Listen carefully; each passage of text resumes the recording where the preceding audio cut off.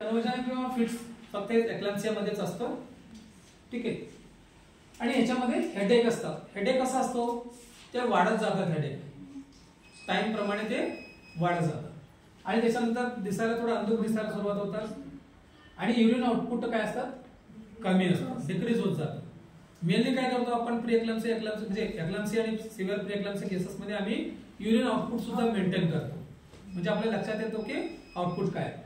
मग त्याच्यामध्ये काय असतात, कमी 500 ml पेक्षा 24 तासामध्ये कमी असतात. आणि अप्पर पार्ट ऑफ अब्डोमेन मध्ये काय असतात, पेन असतं. म्हणजे पोट, अप्पर पार्ट ऑफ अब्डोमेन मध्ये पोट दुखायला सुरुवात होतं.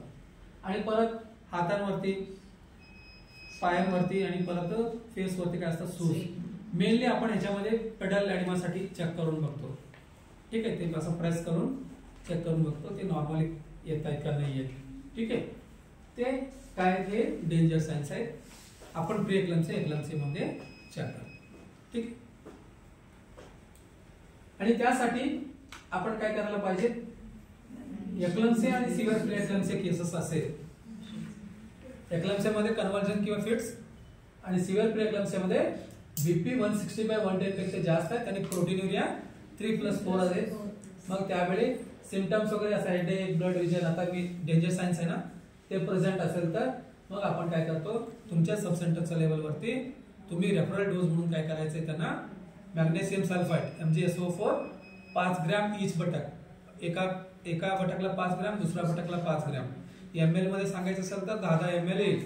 ठीक आहे. आणि तुम्हाला वायल मध्ये सांगायचं असेल तर 5 वायलचे येणार एका साइड. ठीक आहे. 2 ml चे एक वायल्स असतात. ठीक आहे. ते काय करायचंय, तुम्हाला त्यांना आयएम द्यायचंय.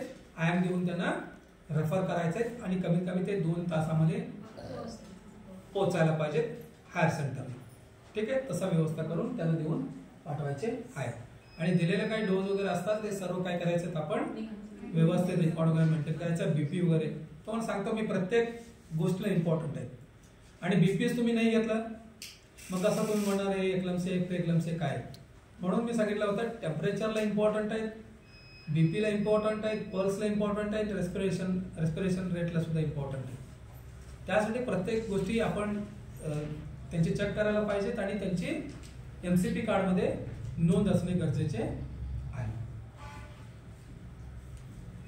आणि CHO किंवा ENMच्या रिस्पॉन्सिबिलिटीज काय त्याच्यामध्ये मेन रिस्पॉन्सिबिलिटी